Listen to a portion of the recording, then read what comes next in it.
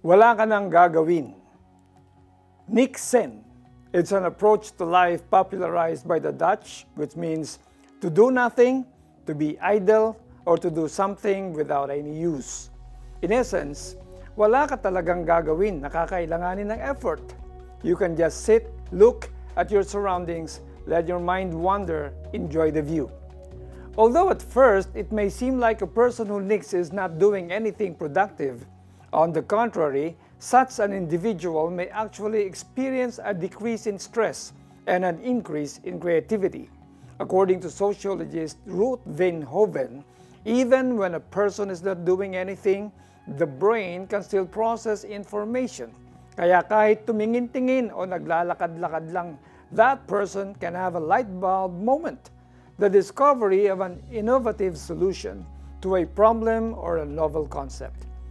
May inintroduce rin na concept ang Bible para sa atin to help us not just manage our stress, but to maximize the benefits of what Jesus Christ has already accomplished for us.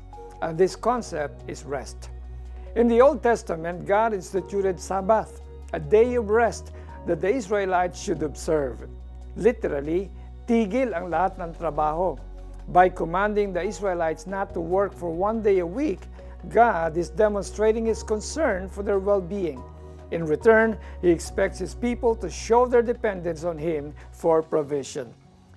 In the New Testament, this concept of finding rest gains a deeper meaning as we realize that Jesus is calling us to rest in His finished work on the cross. Jesus offered Himself as the perfect sacrifice for our sins once and for all, and we do not have to work for our salvation. We will find spiritual, emotional, and physical rest when we believe that what Jesus did on the cross is enough, and that He wants us to enjoy it and be grateful for this gift. Let's pray.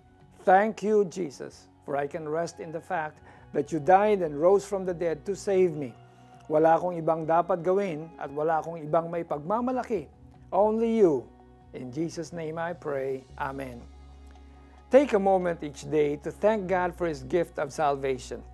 Sapagkat dahil sa kagandahang loob ng Diyos, kayo ay naligtas sa pamamagitan ng pananampalataya, at ang kaligtasan ito ay kaloob ng Diyos at hindi sa pamamagitan ng inyong sarili, hindi ito bunga ng inyong mga gawa, kaya wala tayong dapat ipagmalaki ang sinuman, taga Efeso 2:8 at 9. Ako po si Pastor Alex Tinsay na nagsasabing, napakabuti ng Diyos, sapagkat kung ano ang nasimulan niya sa ating buhay, siya rin mismo sa pamamagitan ng banal na Espiritu ang tutulong sa atin na matapos ito.